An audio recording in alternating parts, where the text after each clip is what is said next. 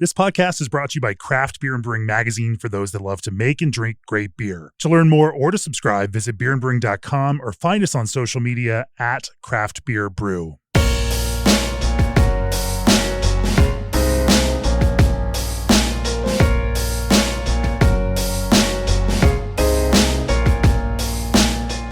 It's episode 398 of the Craft Beer and Brewing Podcast. I'm Jamie Bogner, and we just hit a milestone here. We just passed the 9 million download mark for the Craft Beer and Brewing Podcast. It is a crazy milestone to pass. Joining me for this episode 398 are the two Matts of River North, Matt Hess, Matt Malloy. Welcome to the podcast, Matt and Matt. Good to be here. Thanks. A few weeks ago, I was down judging for the inaugural Colorado Brewers Guild Colorado Brewers Cup, and did a podcast with Matt Manthe from Odd Breed after that. And then last Friday was the award ceremony where I finally got to see what we awarded medals to. You guys ended up taking away the mid-sized brewery of the year award for 600 plus barrels. There were only two. There was the small brewery under 600 barrels, and then there was mid-size, which is everything else 600 plus. You guys won 3 gold medals in that competition. For the River North White, for Mr. Sandman, for Nightmare Fuel.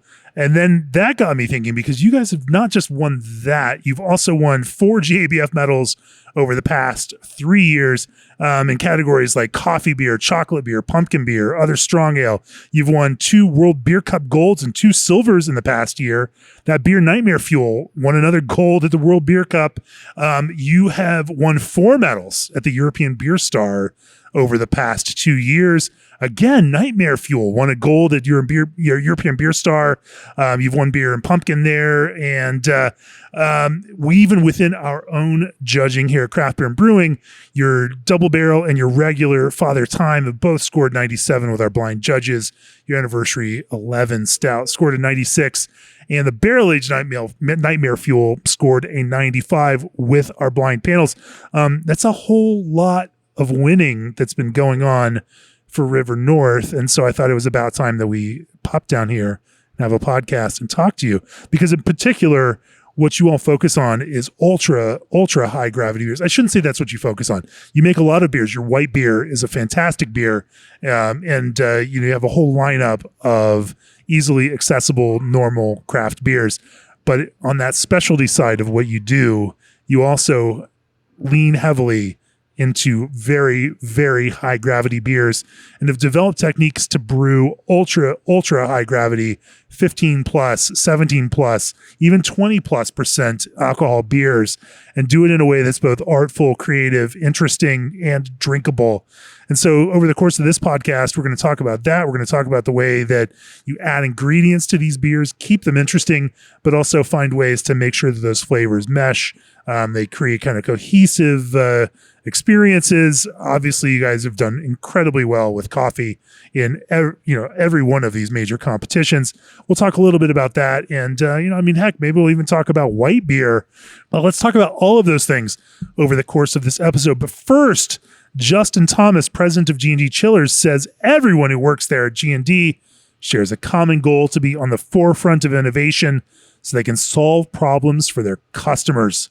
So, for a more sustainable approach to refrigeration, G&D has announced their latest innovation as part of its trailblazing Elite 290 line of propane chillers. The Elite 290 Micro Series line utilizes a natural refrigerant, features a more compact design with variable speed fans, and offers near zero global warming potential. The future of sustainable refrigeration is here. Learn more about G&D's Elite 290 line and visit gdchillers.com.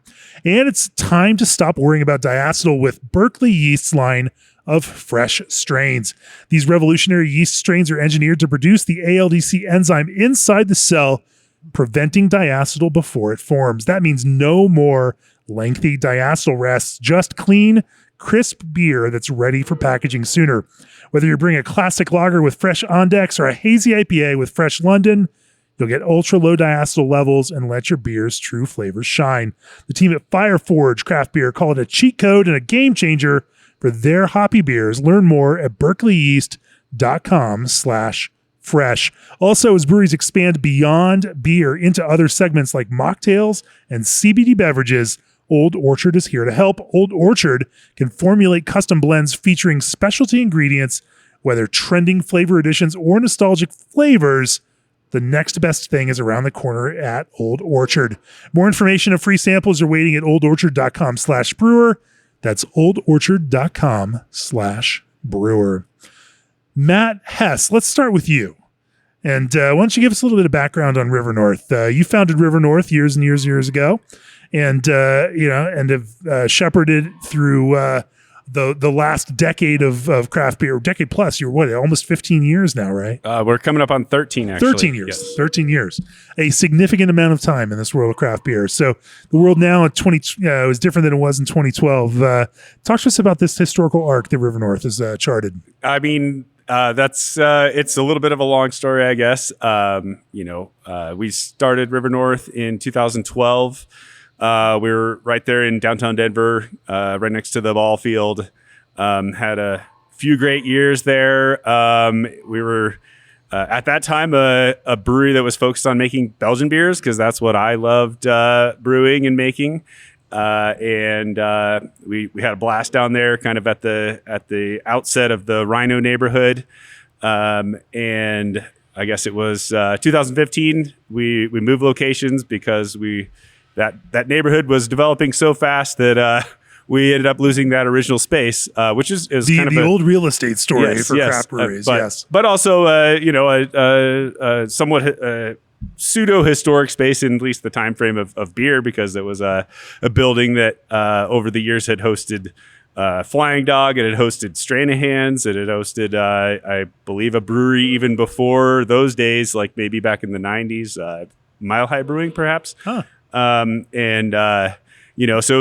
it was kind of neat to be in that spot for a few years, but we obviously had to move due to the development of downtown Denver, and we landed just a couple miles north of downtown here on Washington Street. But luckily we were able to kind of expand our operations a little bit, so maybe the timing wasn't all that bad, because we needed to do that anyway. So we've been here brewing beer at 6021 Washington Street in Denver, just a little bit north of downtown. I guess almost 10 years now. I guess 8 or 9 years at this location. Obviously, since the beginning, we have expanded far outside of just Belgian beers, into all kinds of fun strong beers, anything that's basically can go into a barrel. We want to at least try and brew it. I guess that. What was the spark? What was what turned you onto this? What made you say, "Hey, I want to build a career in brewing, launch a business, and I want to focus on these things I love, Belgian beers"? Yeah, well, like kind of the similar story of a lot of people, right? I was a home brewer for years. My background before starting River North was that I was an engineer. Never heard that story right? before. Never before, right? But as it turns out, the kind of technical background it turns out to be a really good fit for brewing beer, and it's kind of, I think of it as just kind of a tool set, that you can apply to anything that's technical, like brewing beer. You have to be very precise about things, and and it turns out when the unfortunate equipment failure happens, I'm also handy in that situation. Sure. Matt Malloy, your head brewer. Talk to me about your background and how you went through this whole kind of arc of career. I started homebrewing a long time ago, before it was legal for me, and it was mainly just of curiosity, and I loved processes. Like, eventually evolved into, I could just do this for my passion, my passion become my career. And so my first actual job in the industry was Odd 13 down Lafayette, and then I was Denver Beer Co. for a real long time, and then I've been with River North for an also real long time now. Nice. So Matt, you mentioned, focusing on Belgian style beers. As I think back to the Colorado beer scene of 2011, 2012, 2013, so much of that at the time, especially in this kind of space that you all have carved out influence in ultra high gravity beers, so much of that was driven by Avery. At the time they were so influential. I think, for most of us in the beer world, like those were if we were going to have a 17% beer, it was probably one that the crazy folks at Avery had done. They were playing with some of enzymes and whatnot, to boost fermentation. I remember they used to call it like liquid Schwartz, way back in those days. They were the ones that were driving some of this thing, and all of us were influenced by it. But you started River North with this focus on Belgian beers. Talk to me about how that focus developed and what drove that inspiration for River North. Yeah, so I mean, as a home brewer, that was what I gravitated towards. America was a net importer of beer influence and style at that point. We are now a net exporter of beer influence and style. But it's weird to think that just 12 or 13 years ago, we were still being so deeply influenced by other places. Yeah, so that was kind of where my passion was with home brewing, and I guess the timing of wanting to start a brewery actually aligned really well, because that was when the Belgian styles were kind of hot and getting hotter, at least for a few years there. So that maybe that was good timing, but it was what I really loved, brewing and drinking. And, a lot of the stuff that we first launched with wasn't necessarily traditional. We had a Belgian black IPA, which I don't think anyone's made in a decade probably, and we still have some regulars who bring it up to me every now and then, and I say, well, are you going to buy like half a pallet of that? I might think about it. But that's kind of the background there, but in terms of like the high ABV stuff, I'm originally from Kansas. And so I got a lot of my inspiration from Boulevard Brewing, and they had their whole smokestack series back in the day in the 750s, the Cork and Cage.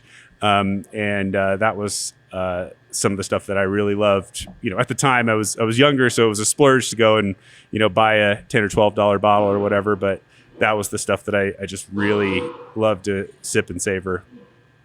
Sure. Well, in terms of ultra ABV, what we're talking about, like I said in the intro, are some extraordinarily high ABV beers. You all have regularly peaked over 20%. And a lot of the beers that you make are in this 15, 17, 19% range. I want to get into some of the lanes that those beers roll in, whether that's stout, barley wine, and some of the Belgian-inspired ones, some of the different kinds of approaches that you take depending on what fermentation looks like in those, and then, of course, how you find balance, because one of the interesting things about these is that they have to be drinkable. They can't just be hot messes, for any competition judges to respond to them.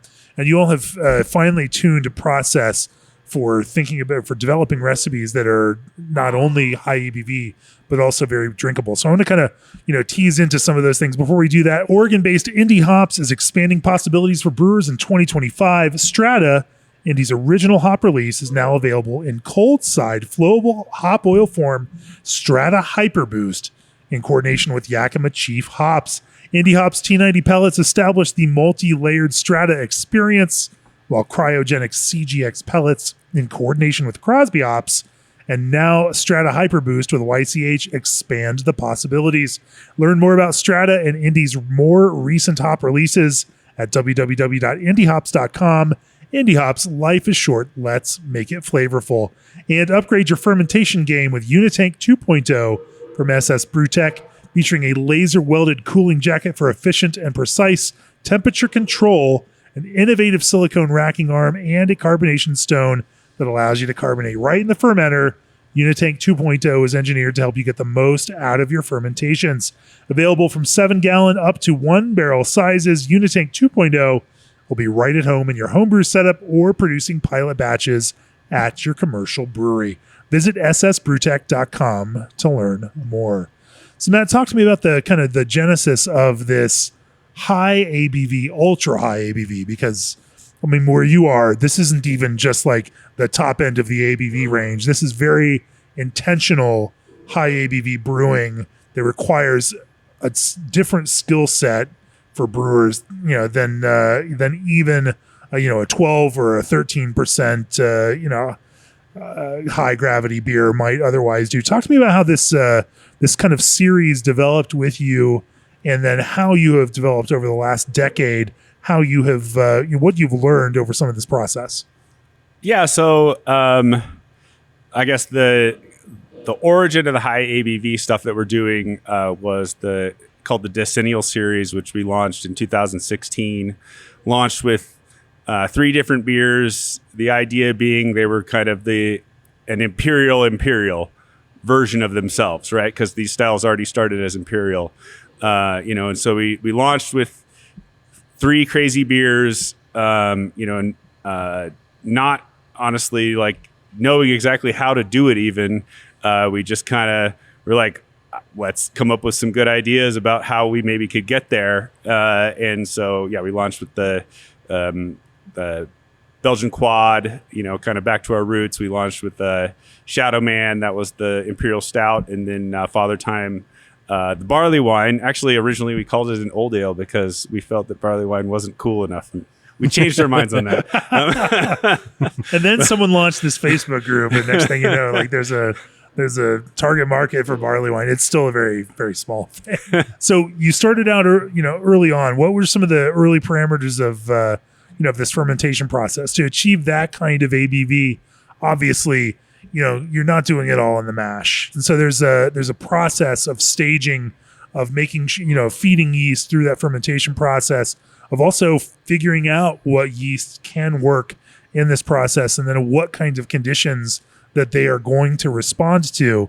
And then also, once you find those yeasts, understanding, you now have something that can function. You want to find ways for it to express differently in some of these different beer styles, some of the parameters that you find to kind of steer it in different directions, depending on what your goal is for those specific beers. Talk to me about how that started to develop, and then again, how that might have, some of the kind of key points of development over the last decade of doing that.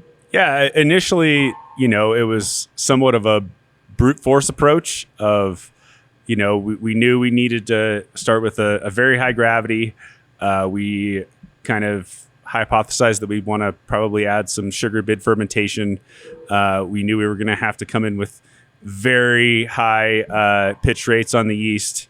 And it all kind of just grew from there. Over-oxygenation as well initially. And like I said, those first versions we were very proud of, but we've had 10 years to refine them as well. And so, over the years, that process, the yeasts have changed, the times that we are pitching yeast, realizing that there's certain points in fermentation that, either you're going to have a successful fermentation of the additional sugars that you're adding to the brew are actually going to ferment out, or maybe it's just going to stall if you pick the right time in the fermentation process. Were there any like serious learning elements there? Beers where they didn't go the way that you had hoped they went, and that you learned some kind of, you had some key learning from those? I would say we have had to kind of make sure that we are not adding too much sugar during fermentation, because we really do want that sugar and then the alcohol that's produced to kind of like lighten the body of the beer, because we're starting with this very like thick, beer, or thick wort to begin with. When you say thick wort, what were the starting gravities at the time? So, I mean, I'd have to go back and look at the notes, to be honest. This was the Wild West at River North. I think that the record keeping might be a little light, to be honest. Sure. And Matt Malloy he's definitely helped in that route. So, well, maybe we'll fast forward to now. So Matt Malloy, where do you start in formulating, this idea of recipe balance between both sweetness, between ethanol, kind of heat, between bitterness and structure, between carbonation and liveliness. Talk to me about some of that recipe formulation process for, say, a barley wine in this kind of space. So it's kind of easy on that forefront because we are literally maxing out our mash tun, trying to get the most we possibly can. Okay. And it's a lot of we're not doing double mashes, so it's more of a like one shot and then no 30-hour boil, 3 mash. Well, I mean, not 30, but we're definitely condensing about 5 hours on the boil to and we're also limiting our boil collection. So it's really the first runnings. Sure. I mean, we use sparge. Yeah. We do sparge, but it's more of just like to kind of help push the sugars out.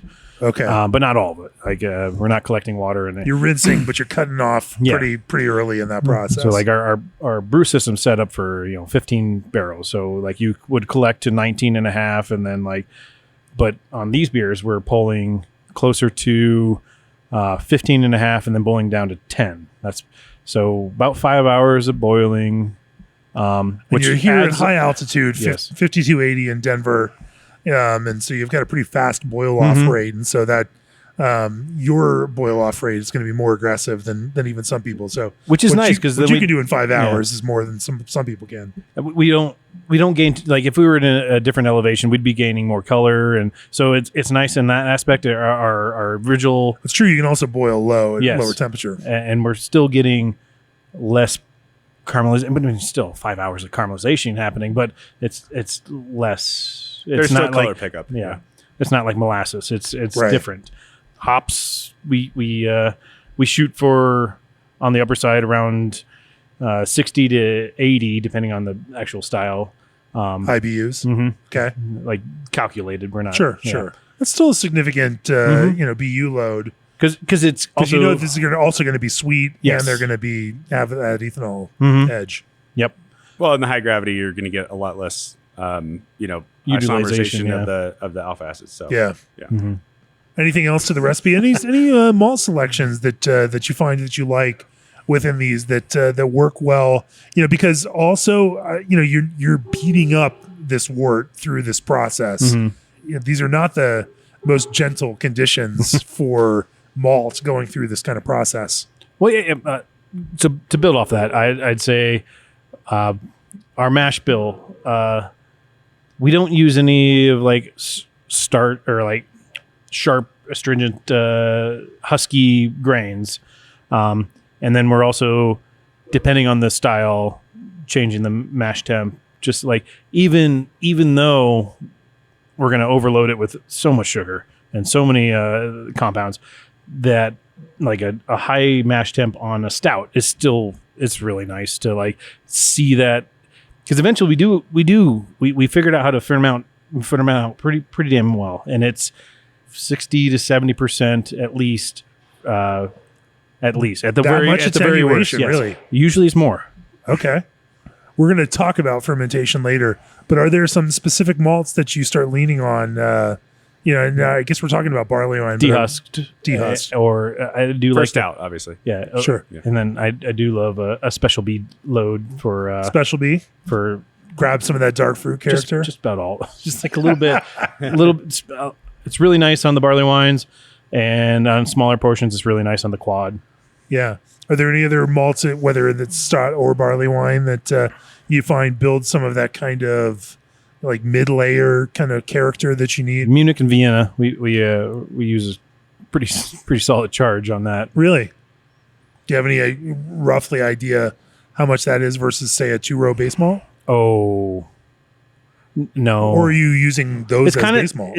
No. The base malts still are 2-row out of the silo. It's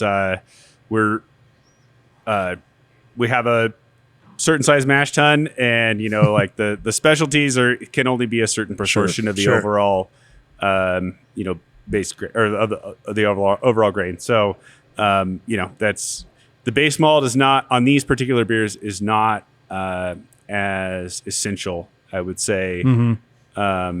The concentration of all the flavors overall with the specialties is much. That's what's driving all this. We're taking I think you're going to lose. What I'm trying to say is you're going to lose like the nuances of like Maris Otter or something like that. You know, these are not. Yeah. I mean, they have nuances in different ways, but they're not they're like a sledgehammer. I don't know. Sure. No, you want to build some of these caramel midtones, but you're right. Like some of the things you might use a Maris Otter for in a more pale beer are just gonna be lost. Yeah, they're gonna be lost in this kind of thing. Yeah. Sure. So I've always been a fan of like the kind of mid to high level crystals. You know, I mean, obviously Special B would be the most dark version of that. Right. So. And layering too. So like when we do use a lot of crystal in a specific style, we'll go a 20L crystal and a 40 and then a 70 and even above that. Just like to layer, so we get a little bit of all the characters that a crystal malt would carry. And these are just in pretty small percentages, but just it's usually one bag each. Yeah. Yeah. Well, when the total grain bill is 1,400 pounds. No, it's 1,500 pounds. One bag is 1/10. So yeah. In terms of on the stout kind of realm, you start thinking about these kinds of intense flavors. That sharper like black patent malt character can easily turn this into, especially combined with this amount of ethanol, can turn into some pretty kind of medicinal, sharp kind of character. How do you think about ways to round the edges of these very dark roast malts in stouts at this kind of ABV? We definitely use dehusked. There used to be in the recipe black patent or roasted barley, and you can curve that with throwing it in on top of the mash after the mash and then sparge on top. Sure. But no, I'm really happy with how our dehusked grains have been doing, and I don't have to do that extra work. It's just really nice to. No, we've been. I guess the Carafa specials have been the backbone of River North dark beers since the very beginning. Over the years, we've reduced the roasted barley even to zero in some things.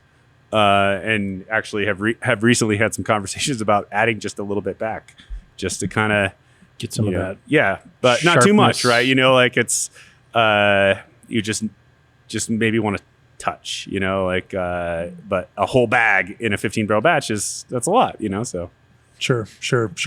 Well, I want to keep talking about this. And I want to talk about hot side process. Maybe how that boil proceeds. Before we do that, did you know that Isuzu trucks have been the best-selling low cab forward trucks in America every year since 1986? That's right. For over 38 years, the legendary durability, remarkable performance, and low cost of ownership of Isuzu trucks have made them a favorite for work truck owners. You may have seen their ultimate craft beer truck that debuted at the Craft Brewers Conference in 2019. It's been there every year since. As members of the Brewers Association, they've partnered with breweries, suppliers, and distributors alike to support the craft beer industry. Whether you're looking for a self-distribution solution or one to deliver supplies, there's an Isuzu truck that'll fit your needs. Go to IsuzuCV.com to check out their impressive lineup or visit an Isuzu dealer today to find out why now, more than ever, Isuzu trucks are the trucks you trust for the work you do. And tickets for the Craft Beer and Brewing 2025 Brewers Retreat in Asheville and Mills River, North Carolina are on sale now and going fast. Brew on homebrew systems with some of the most inspiring craft brewers in the U.S., like Vinny and Natalie Chilurzo of Russian River, Evan Price of Green Cheek, Mark at Josephson of Scratch, Bob Coons of Highland Park, Chris Johnson of Green Bench, hosts Ken and Brian Grossman of Sierra Nevada, and of course, more. Learn more. Secure your tickets today at brewersretreat.com. So let's talk about this hot side process. And of course, hops come into play here. Hop selection, hops choice. Talk to me about how you use hops within barley wine and stout, and even these Belgian beers in order to, get just the right amount of bitter balance to them. It's definitely kind of on we're not trying to be too complex with it. So we use a high alpha acid as our bittering, and that's where the most charge comes from. And then usually Just about every single of those bicentennials. Extract or use no, just real hops? yeah, Just CTZ. I shouldn't say real CTZ hops. is our go-to on these stuff. yeah, CTZ is Standard bittering focus pellets. Yeah. For this beer, all the bicentennials are kind of in that same realm. We use CTZ as a charge, and then based on the style, we'll use a proper yeast aroma on the last, like a little bit, almost the same numbers. Proper aroma, Matt. What do you mean by proper aroma? Well, you wouldn't use an American hop for a Belgian to like get the nose. So what do you then use for those Belgian high ABV beers? We actually use American hop. We'll lamb it. The truth comes out. Look at what happens here on the Craft Beer Brewing Podcast. Dug my hole. So no, it's we use Willamette mostly because it's a Fuggle relative, and it's really nice, earthy, but we're also not trying to make it the focus. The focus is all about the malt and the yeast and the ABV. Actually, the alcohol is just like it's part of that experience. So let's move out of the boil into maybe some of the like where most of the magic happens, which starts to be fermentation. Talk to me about how you have settled on certain yeasts that will ferment in the ways that you want to in some of these high gravity beers. Maybe we'll start in the Belgian realm and then move out from there. In this kind of Belgian space, what do you guys lean on to do the heavy work? Well, I guess I wouldn't say that we're settled on anything because work in progress. These are, I mean, they're like kind of living recipes, and we're never gonna brew one and not think about how we can make it better the next time. Never settling on. Yeah. Some of the like early experiments in this style of beer, if you can call it a style, were Saison based actually. That's right. We do have an open bottle here on the table of your third anniversary ale, a 17.2% Bière de Garde. Yes, so way back in the day we had when Saisons were cool, we had excess Matt, they're still cool. Okay, they're sorry. still cool. I should say we know that. Everyone listening knows that. They're cool again. We're gonna make them cool again. Bring back Saison. Hashtag. Yeah. But that some of these like crazy fermentations are driven by the logistics of like what we need a crap load of yeast to pitch on this beer so that the yeast doesn't get too stressed out and stall. And so, early on we had a few house strains, and there was the French Saison strain was a workhorse early on. So yeah, that third anniversary beer, 17%. I mean, it's we're drinking it. It's 10 years old. French Saison strain is crushing it to 17%. Mm-hmm. Yes. Yeah. Well, I don't believe the like ABV ranges that are on, a lot of the like suggested information. Range, yeah. Like it's a lot. They sandbag their stuff. That's what you're saying? Well, I mean, for understandable reason, like, we all know that you have to like, increase the pitch rates the higher the ABV goes. So what happens when you increase the pitch rate by 4 or 6x? If you 4x, 6x pitch rate, talk to me about that. Sure. Yeah. I mean, in the early days of like the anniversary 3, we probably weren't as scientific about it as we should have been. But we had excess, yeast to repitch off of, 30 barrel tanks into 15 barrel tanks that probably only had like 10 or 12 barrels of beer in them. Because you were also still making Saison at that time. Yes, with the same exactly.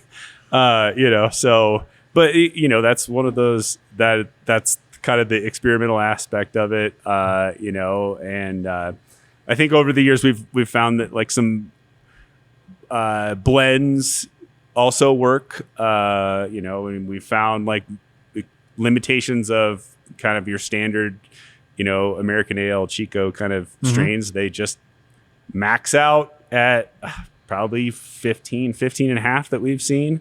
The Belgian strains can typically go higher. So there's tricks to get them to go further too. And that part, What tricks are you talking about, Matt? oxidation. Tell me more. Well, it's basically bumping the cell count as well. So Sure.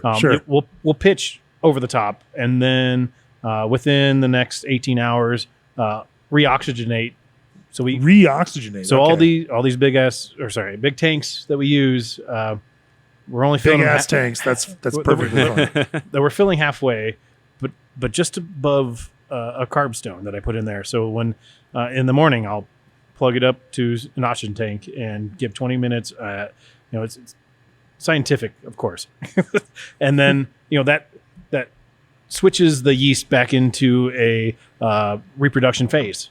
So it goes from whenever there's oxygen present, that's reproduction, and we're seeing, or at least trying to double the count that we reintroduced. Do another generation, and then it'll switch into fermentation again. And if you get that early enough, it'll just double the count and then move along. And so we're basically just flooding this beer with fresh, healthy cells for the days that are to come, and they're not going to be too happy. Right. You're postponing the point where it gets into alcohol production, and you're trying to help it replicate itself and build even more cells than your already massive pitch. We're building an army, and Yeah. it's going to be thrown against a wall. Yeah. And so then at some point you then drop that, but that oxygenation, even 12, 14 hours in, is not going to produce oxidative, negative kind of No, impact on the beer. they're going to absorb it and create new cells. Okay. So now you've got just a shit ton of yeast cells that are there, to do this. And they are now prepped to work on even more sugar than your ultra high gravity input is already produced for them. And so, what gravity do you go into a fermenter at then generally for these? Knowing that you have this constraint of your mash tun and how much sugar you can produce. I mean, we could go in further, but we've found that to keep the osmotic pressure low on the yeast, because literally the weight of the sugar will crush the yeast, and you'll be dead in the water long before that. So there's certain yeasts that I'll push up to 34. Other yeasts I really only like around 31 Plato. I was going to say it's probably on average between 30 and 34 starting. Fermentation. Which are your heartier yeasts and which are your more delicate The yeasts? French, you can't really. It's hard to squish a French ale. The tank. The French yeast needs to be tank convinced. next to it will ferment the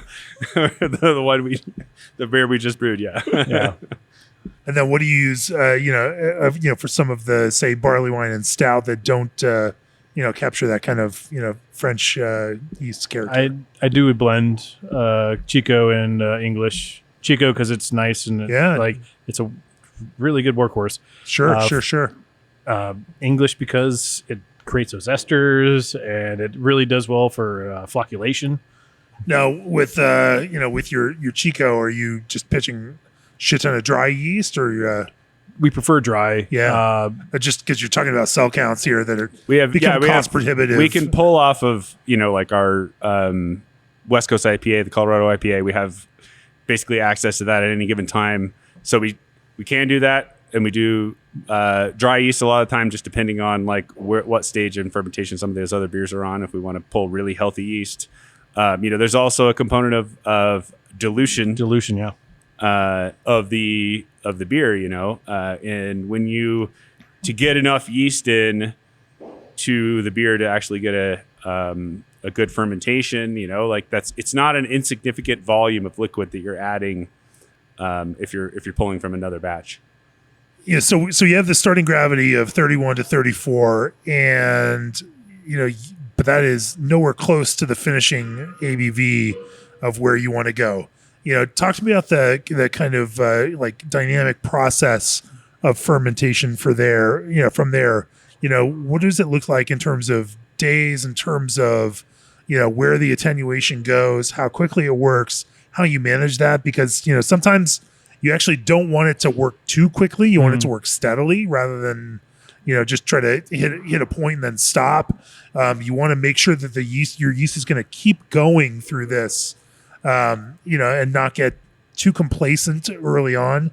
How do you manage that process? I'd say that's more true on like a typical beer style, but on these super high gravity ones, you kind of want the party to never end for them, and so it's just nonstop steroids. Yeah, just exactly. like you don't want them to realize the cops have showed up and the party's still going. Like, so, yeah, we're adding sugar post fermentation, and we found. When do you start to add those fermentables? What are those fermentables that you then start adding in? Talk to me about some of that. Dextrose, because we know it's pure and we're not going to introduce something that could infect. Right. So even though you've got a shitload of alcohol in this, true, and it's going to be really hard for any. It would be. Yeah. That's a conversation we have, and when we're developing new styles, like, what if we just use a little bit of that to keep the body? And but something like honey or whatnot, it's going to have a thick consistency. You're through the fermentation, you're probably going to blow off the volatiles, and then why are you spending money on this very expensive, fermentable sugar if it's not actually contributing something, to that beer? Dextrose is very lean and mean. It's going to do exactly what you want it to, and it's going to be very predictable through that. Because the beer before that point is insanely thick and viscous and intense, and it needs that charge of dextrose, which becomes basically pure ethanol, to lighten everything up and still able to be balanced. Yeah, a word of caution also. Dextrose is very fine and creates a lot of nucleation points for carbonation to escape the beer. So, from experience, that can be a fun time. You want to keep an eye on how fast the Kreuzen is rising in the tank there as you're watching through the port. So you keep the rate manageable, and so you don't end up with a stout volcano in your fermenter. Yeah. So and I think did we talk about the timing? I guess. Yeah, let's talk about that timing. Yeah. How do you stage this out? Well, we shoot for a gravity. We found that the earlier we add it, so it starts at 31, and we know on this, hypothetically, we know on this typical beer it'll finish around 10.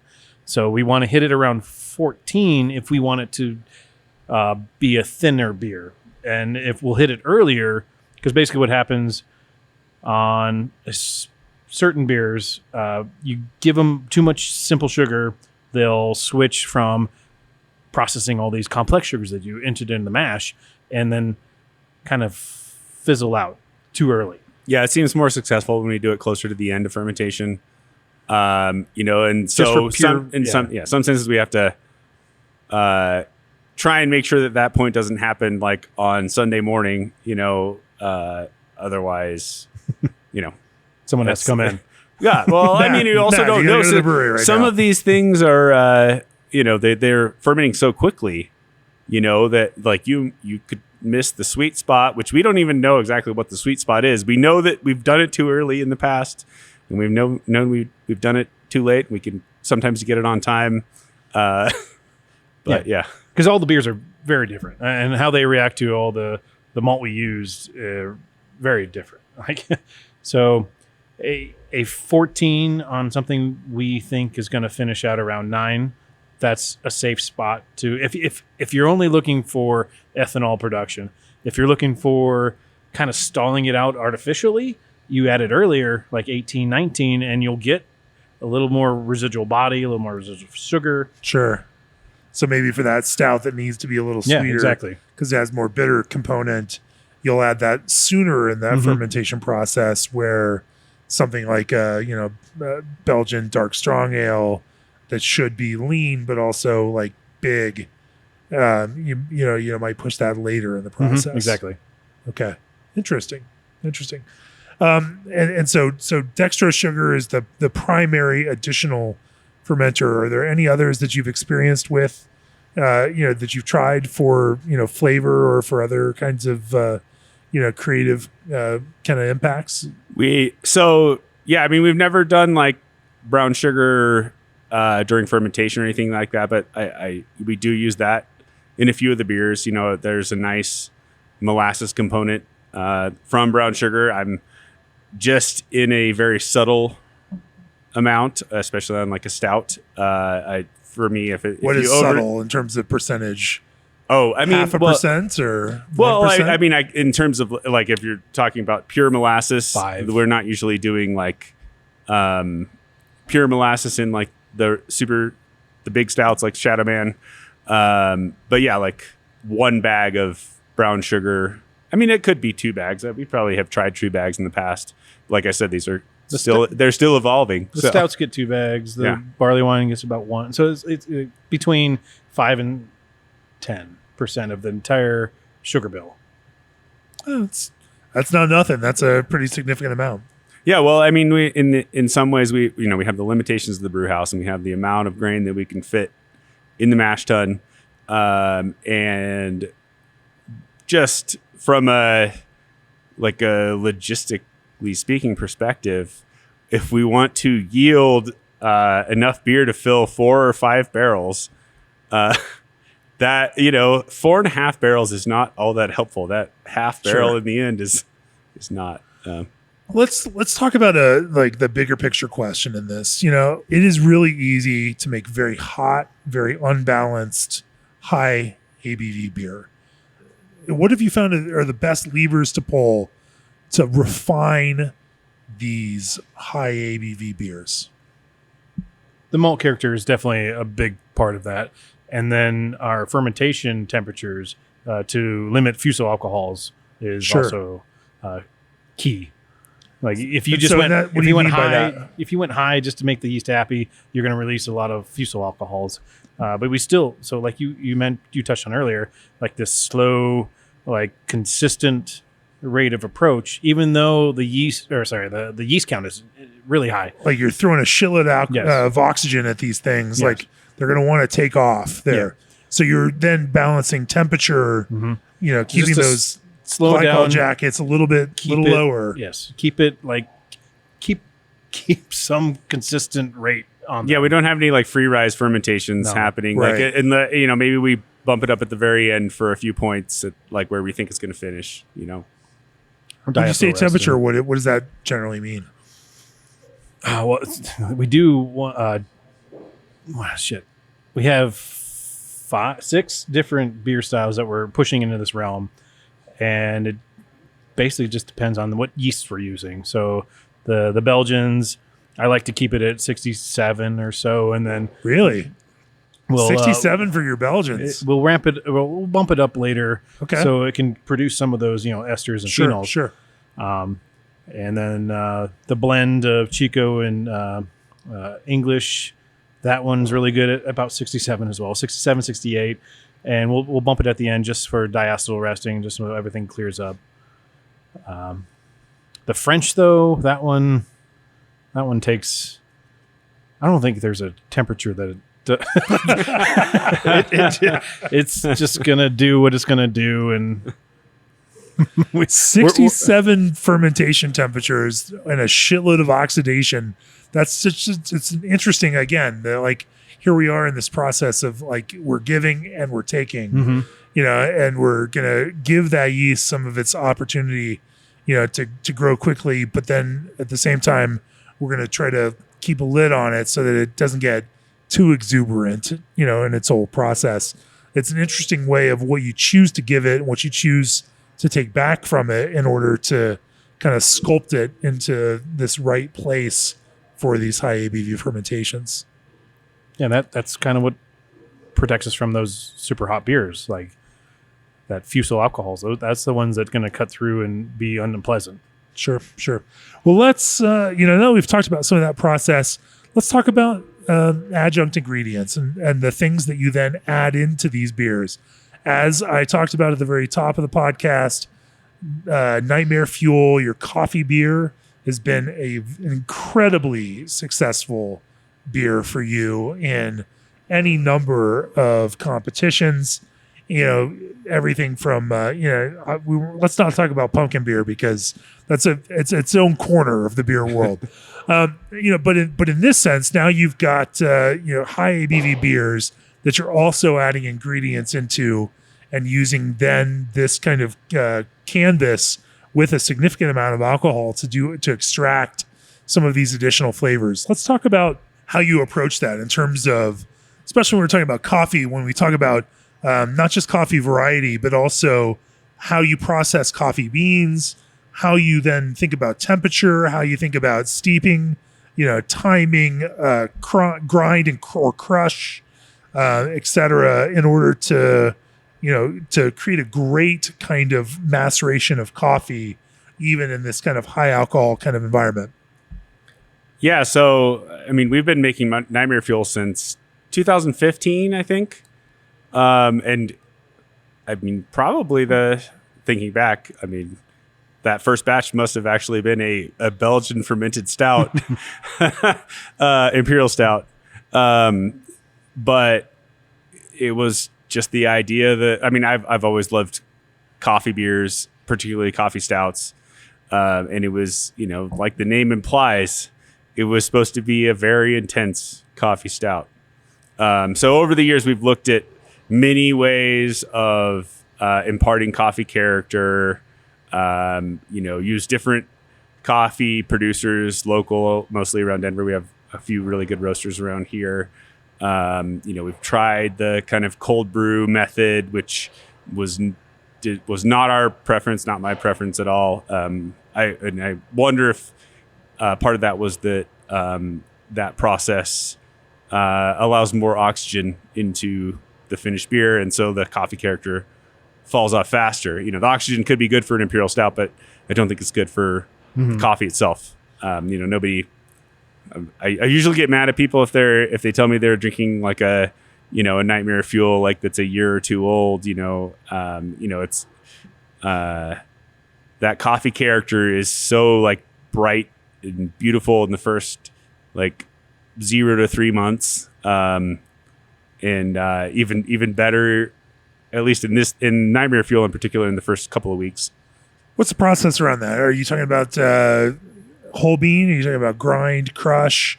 Is there some temperature for extraction? Obviously, you now got with this like a shitload of alcohol that's going to aid in the extraction there versus say lighter potential beers. And so you've got some things working in your favor that you can then again like meter and control for extraction. Yeah, we typically would extract, or we're at this point we're doing it on whole beans. Whole beans. It's an expensive process. And I'd say Nightmare Fuel isn't super big ABV either. It's an imperial stout, but it's not. It's not one of our ones that we push. Not like the 16, 17 percenters. It's what 14. It's 11. The base is Mr. Sandman, like our more classic imperial stout. And actually, just as a side note, at this point, Mr. Sandman is actually the child of Nightmare Fuel because we made the coffee stout before someone like after like 2 years was like, do you ever want to make like a non-coffee imperial stout? So, I guess you could do that. I guess so it started with the coffee and now yes. It's, okay. But yeah, it's not crazy high ABV. Like the barrel aged one sometimes sneaks up a little higher than we're expecting. Yeah, 14%. But ideally I think the sweet spot for Nightmare Fuel's 11, 12 kind of. And we've tried many different roasts, different grinds, and did trials. And I feel like the best one by far has been whole beans in the bright, purging through, and then introducing beer after. Yeah. Or sometimes there's an intermediary like fermenter transfer onto the beans, transfer off the beans. So yeah, just as a introduction and then get it off the beans so it doesn't pick up astringencies. So with this coffee, whole beans rather than some sort of crush or grind. I'm sure you've tested it both ways.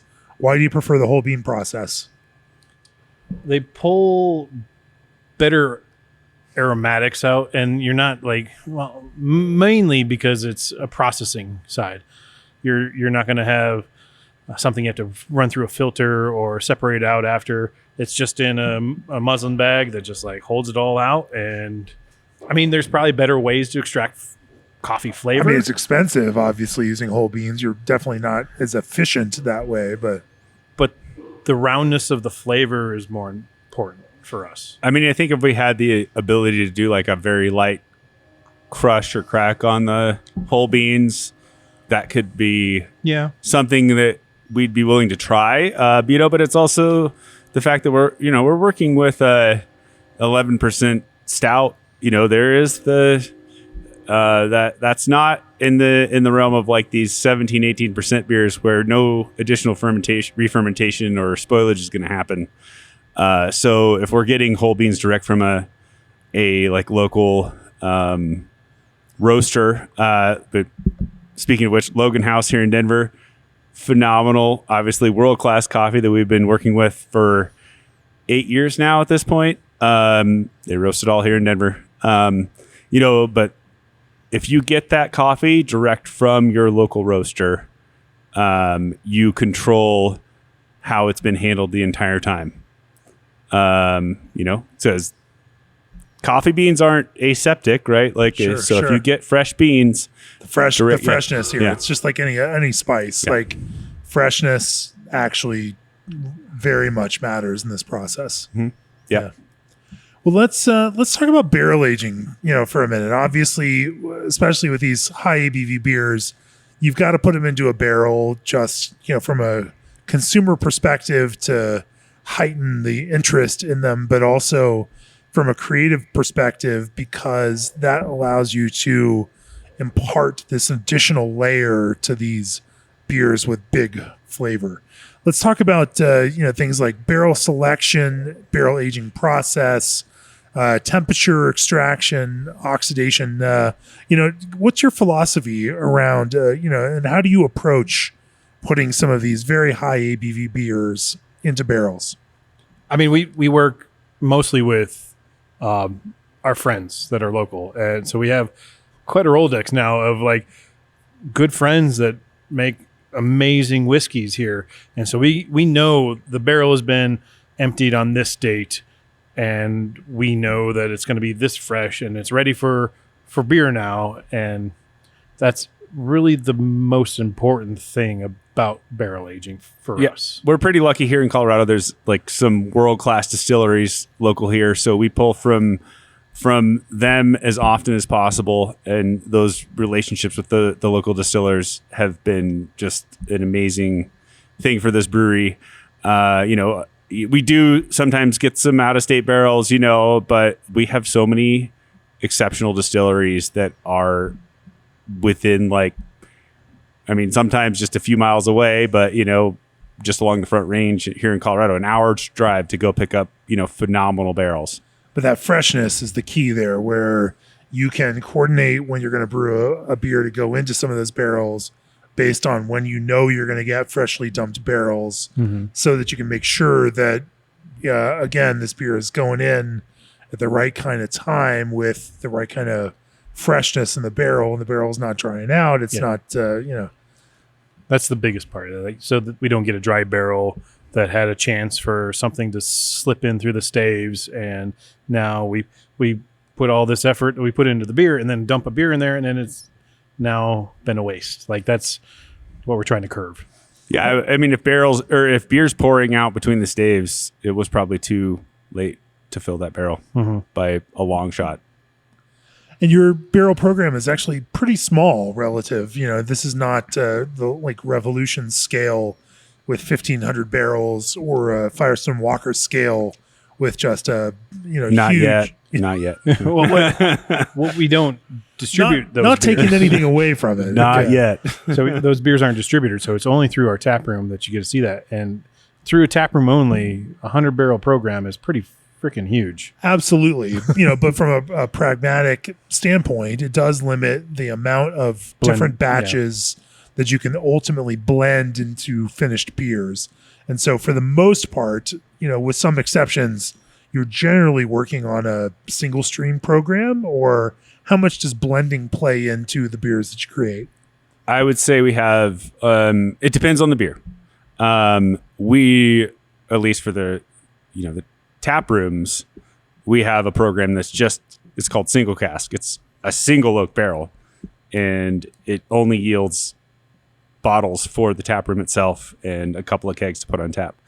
So for some of the bigger ones, maybe it's 4, 5, 6 barrels, and we get to choose from those. Sometimes we have some older vintages that we can blend in, but no, and unfortunately we don't have like 15, 20 barrels or more than that to like pick for a specific blend. Well, I shouldn't say unfortunately. I mean, obviously there are benefits and drawbacks for all of these things. So, like, you can't blend things out, but that means you've got to nail it in the process, because those 6 barrels are the beer, and so it just kind of gives you a tighter parameters to work within, and barrels that don't work out don't get into the blend at all at that scale. Yeah, we're very picky about the barrels we do actually fill. And from that perspective, it's almost like a reverse selection. When we're doing the blend, we sometimes will taste all the barrels and set 1 or 2 aside for additional aging, to go into future batches. So, or double barrel projects, or double barrel. Yeah. Triple barrel, quadruple barrel. That's a positive selection because these are just so amazing. Let's see where amazing they can. How much more amazing they can get. Yes. Yeah. Okay. Yeah. Well, let's also talk about oxidation, because as we were sampling some beers before we started the podcast, you made this comment to me that about the positive impact of oxidation, and how one of the beers that we tasted in particular was young and hadn't experienced that same kind of long-term oxidation. And it hit me as this kind of counterintuitive point that you all are using oxidation not as a negative, but as a positive, that there's some sort of character, roundness, cohesion, integration that oxidative process can ultimately produce, that actually makes some of these beer styles, especially these higher ABVs, better. Talk to me about that, Matt. So some of the crazier beers that we put into barrels, they can be a little bit harsh when they're young, when they're fresh. They're interesting, but they just need a little bit of time on the oak to kind of round themselves out. That especially some of the like more experimental type stouts that we do, like the double avarice, and more recently the one you're talking about, the effed up stout. They're kind of some non-traditional yeast strains for stouts, like an Abbey yeast. They really just find themselves in the barrel after 12 months. That's the fun of having a barrel program. So they're a late butterfly. Yeah, there you go. The effed up series. The effed up series. Yeah. Talk to me about that. That Matt, the other Matt Malloy. Well, so the effed up series is basically slightly a flex on the obscenity of it. Like what we're pushing the yeast to the brink. We're pushing the malts to the brink. So we have 2 currently in the series, but a third that's we didn't market it as that, but it was the original one, and it's just like take that yeast strain to the extreme, and no barrel yet.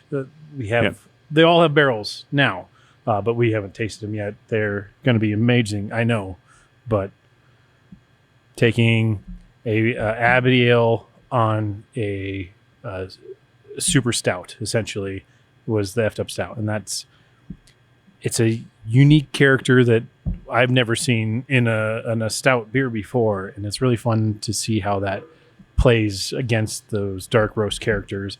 And then the Tripel was just like a giant Tripel, and it just kind of perceives like that. And you get these ethanol notes that kind of tinkle your nose, tickle, tinkle. But yeah, I think that's interesting. And I think that, again, we understand what the constraints are.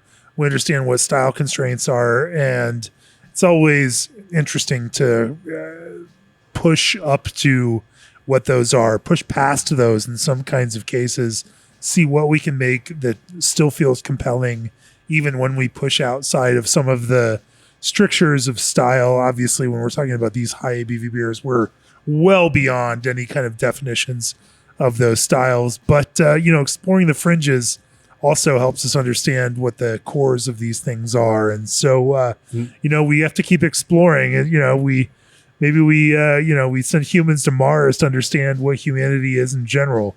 That's what American brewers do, though. That's what we've been known to do. It's what American brewers do. Exactly. And you all are a great embodiment of that. And I think that's probably a great place to bring this to a close. G&D offers quality components, expert craftsmanship, and constant innovation. And with 24/7 service and support, your brewery will never stop. Unlock the ultra low diacetyl cheat code with fresh strains from Berkeley yeast. Try Old Orchard's custom blend program to dial in the perfect fruit flavor in your beer. Indie Hop Strata is available in every format you need, from Hyper Boost to CGX pellets and classic T90s. Make life flavorful at indiehops.com. To learn more about SS Brewtech's innovation list, head on over to ssbrewtech.com. Isuzu trucks are the trucks you trust for the work you do. And get tickets now for the 2025 Craft Beer and Brewing Brewers Retreat at brewersretreat.com. Matt, if people want to learn more about the beers that you make here at River North, where can they learn more? Out there on the internet, as well as here in person at your 2 tap rooms in Colorado? Yeah, I mean, if you're in Denver, please come stop by our 2 tap rooms. Our main production brewery just a little bit north of downtown, with our tap room here, and then also in Rhino, where we have a little 7-barrel pilot system that we refine a lot of these recipes on. Please stop in. We'd love to see you. You can get our beer statewide in Colorado on the shelf, and then also through Tavour, the app. And I guess those are the main places to get our beer. So, you guys are doing some really interesting work, and what you all are doing is working, and it's cool to tap into your brewer brains to figure out how you are doing that. Thanks for talking with me about how you do it. Cheers. Yeah. Thanks for having us. Cheers. Cheers.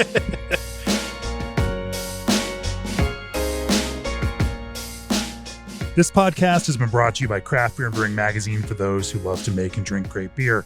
To learn more or to subscribe, visit beerandbrewing.com or find us on social media at Craft Beer Brew.